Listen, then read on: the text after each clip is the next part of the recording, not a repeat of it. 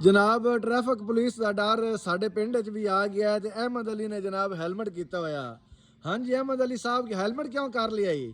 ਮੈਂ ਮੀਆਂ ਅੱਜ ਗਿਆ ਹਾਂ ਸ਼ਹਿਰ ਅੱਛਾ ਰੋਡ ਤੇ ਯਾ ਚੜਾਂ ਟ੍ਰੈਫਿਕ ਪੁਲਿਸ ਵਾਲਿਆਂ ਠੱਲਿਆ ਹਾਂ। ਆ ਵਾਓ ਉਹਨਾਂ ਚਲਾਨ ਦਿੱਤਾ ਇਹ ਵੇਖ ਲਓ ਜਨਾਬ 2000 ਦਾ ਜਨਾਬ ਚਲਾਨ ਵੀ ਭਰਾ ਹੋਇਆ ਬੇਲੀ ਨੇ। 2000 ਦਾ ਚਲਾਨ ਹੋਇਆ ਉਸ ਤੋਂ ਬਾਅਦ ਗਿਆ ਹੈਲਮਟ ਲੈ ਆਂਦਾ ਹਾਂ। ਆਪਾਂ ਤਾਂ ਪਿੰਡ 'ਚ ਨਹੀਂ ਲਾਇਆ ਵੀ ਕਿਧਰੇ ਮੋੜਨਾ ਆ ਜਾ ਹੁਣ ਤੂੰ ਗਲੀ ਦੇ ਵਿੱਚ ਟੁਰਨਾ ਫਿਰਨਾ ਬਗੈਰ ਮੋਟਰਸਾਈਕਲ ਤੋਂ ਤੇ ਹੈਲਮਟ ਸਿਰ ਤੇ ਕੀਤਾ ਹੋਇਆ ਇਹਨਾਂ ਡਰ ਜ਼ਹਿਨ 'ਚ ਆ ਗਿਆ ਹੈ। ਇੰਨਾ ਡਰ ਭਾਈ ਜਨਾਂ ਦਾ ਲੱਗਦਾ ਪਿਆ ਯਾ ਉਹਨਾਂ ਥੱਲਿਆ ਫੌਰੀ ਉਹਨਾਂ ਚਲਾਨ ਕਰ ਦਿੱਤਾ। ਅੱਛਾ ਹੈਲਮਟ ਵੀ ਲਿਆਂਦਾ ਤੇ ਚਲਾਨ ਵੀ 2000 ਦਾ ਪੇ ਕੀਤਾ ਤੇ ਹੁਣ ਇਹਨੂੰ ਲਾਉਣ ਤੇ ਜੀ ਨਹੀਂ ਪਿਆ ਕਰਦਾ।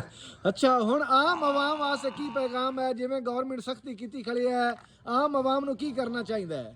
ਇਹ ਸਾਡਾ ਤਾਂ ਪੈਗਾਮ ਕੌਮ ਵਾਸਤੇ ਇਹ ਹੀ ਹੈ ਹਾਂ ਆਦਾ ਲਾਇਸੈਂਸ ਵੀ ਬਣਵਾਓ, ਹਾਂਜੀ। ਹੈਲਮਟ ਵੀ ਲਾਓ, ਹਾਂ ਇਹਦੇ 'ਚ ਤੁਹਾਡੀ ਵੀ ਸੇਫਟੀ ਹੈ, ਹਾਂਜੀ। ਤੁਸੀਂ ਵੀ ਸੇਫ ਨੇ ਤੇ ਜਿਹੜੀ ਹਕੂਮਤ ਨਾਲ ਵੀ ਤੁਸੀਂ ਤਾਮਨ ਕਰੋ ਹਾਂਜੀ ਤੇ ਇਹ ਹਰ ਬਾਈ ਜ਼ਰੂਰ ਹੈਲਮਟ ਵੀ ਲਵੇ ਹਾਂਜੀ। ਤੇ ਆਦਾ ਲਾਇਸੈਂਸ ਵੀ ਬਣਵਾਓ। ਹਾਂ ਸਹੀ ਗੱਲ ਹੈ ਵੀ ਹੈਲਮਟ ਵੀ ਜ਼ਰੂਰੀ ਹੈ, ਤੁਹਾਡੀ ਹੈਲਮਟ ਸੇਫਟੀ ਵੀ ਜ਼ਰੂਰੀ ਵਾਸਤੇ ਹੈ। ਲਾਇਸੈਂਸ ਵੀ ਜ਼ਰੂਰੀ ਹੈ। ਇਹ ਹਕੂਮਤ ਬਹੁਤ ਅੱਛੇ ਇਕਦਾਮ ਕਰ ਰਹੀ ਹੈ ਹਾਂਜੀ ਤੇ ਹਰ ਸ਼ਹਿਰੀ ਨੂੰ ਚਾਹੀਦਾ ਹੈ ਉਹਨਾਂ ਨਾਲ ਤਾਮਨ ਕਰਨ, ਹਾਂਜੀ ਆਦਾ ਬਿਲਕੁਲ ਲਾਇਸੈਂਸ ਵੀ ਬਣਵਾਉਣ, ਹੈਲਮਟ ਵੀ ਪਹਿਨਣ, ਇਹਦੇ ਸਹੀ ਵਿੱਚ ਗੱਲ ਤੁਹਾਡੀ ਹੈ। ਵੀ ਸੇਫਟੀ ਹੈ।